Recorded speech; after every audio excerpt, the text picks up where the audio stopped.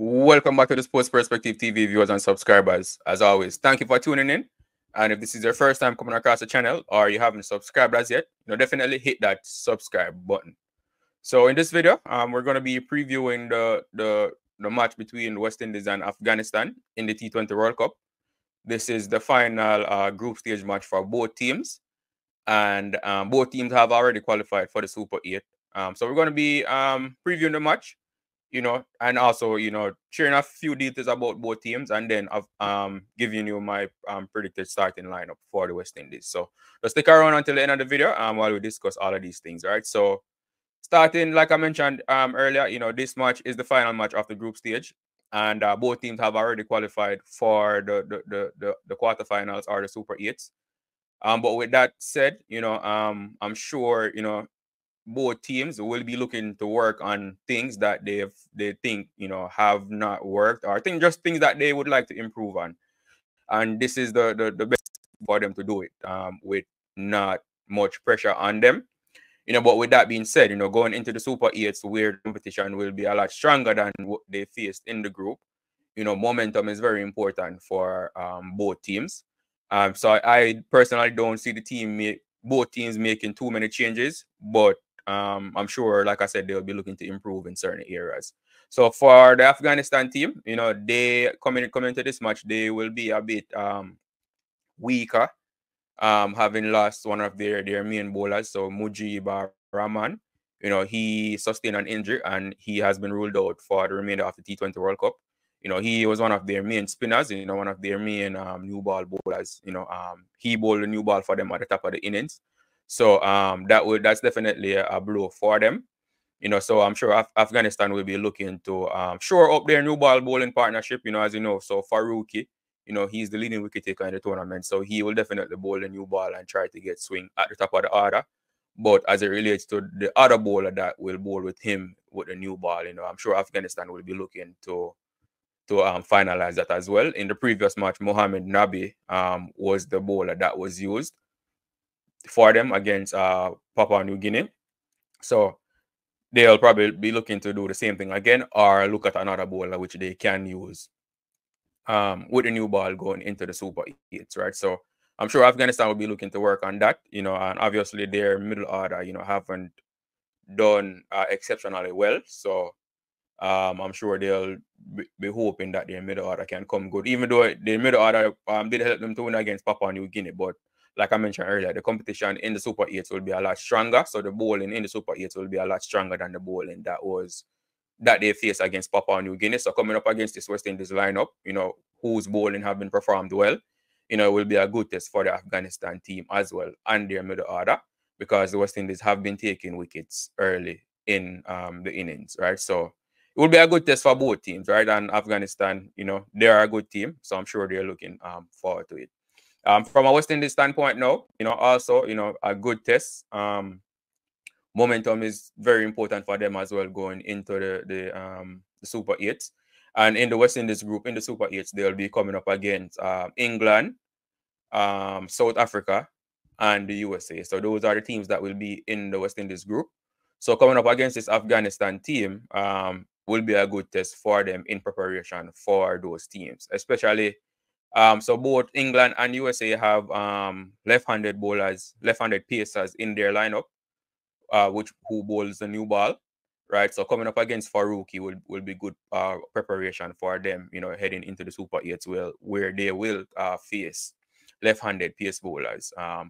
Aris Tapley, and I forgot the name of the left-handed bowler that for the US. Tapley doesn't swing the ball as much as Faruqi, right? None of them swing the ball as much as Faruqi. So if they can be successful against Faruqi, then they can definitely be successful against the other bowlers, right? But nothing is a given in cricket, and they have to perform on the day. Also, as it relates to spinners, this batting lineup, which they have had a weakness to spin, and even us as fans have criticized them about being weak to spin on numerous occasions. I've seen them get dismissed by spinners a lot of times. So this Afghanistan team, spin is the strength of their lineup.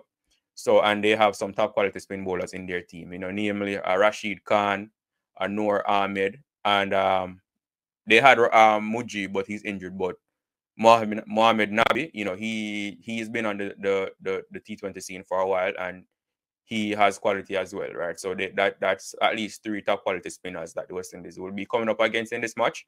So good preparation for the team going into the Super 8, right? The teams in the Super 8, they'll be coming up against England, who have Adil Rashid. South Africa, who might be using either Shamsi, we saw what Shamsi did in that match against Nepal, or Maharaj.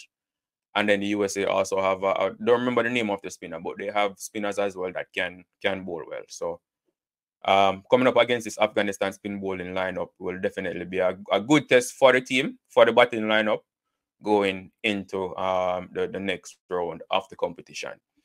So with that being said, I personally don't think the team will be making too many changes. Like I said, momentum is important. So, and continuity is important as well, right? So the team have been performing well. So I don't see a lot of changes being made. But as I mentioned in previous videos, I do think the team needs to improve at the top of the order and with their dot ball percentage in each innings. And so far, the openers and Nicholas Pooran have been the main contributors to the dot ball consumption. So I do think the team will make a change at the top order. I don't think Nicholas Pooran will be dropped. So it will either be one of the openers that will be dropped.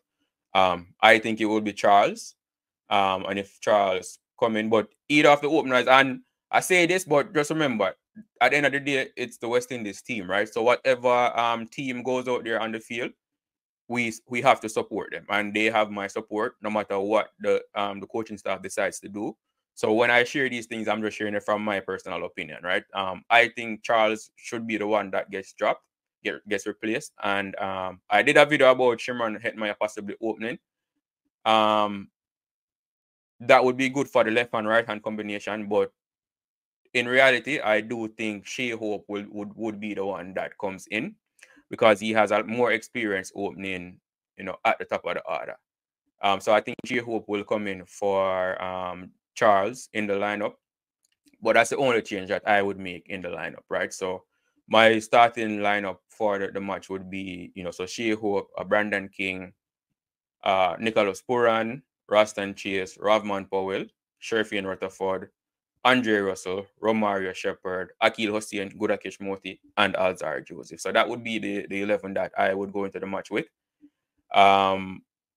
Again, like I said, for continuity and building momentum going into the Super 8s, that's the team that I have chosen. I do think the West Indies will win this match. There's no doubt in my mind that they have what it takes to win this Afghanistan team, but I would like to see the team bat smarter, and not lose too many early wickets, and even if they lose early wickets, consolidate the innings, similar to what Sherfield Rutherford did. We have the power in our batting lineup, whether it's at the top order, middle order, or the back end of the innings, there is hitting power there.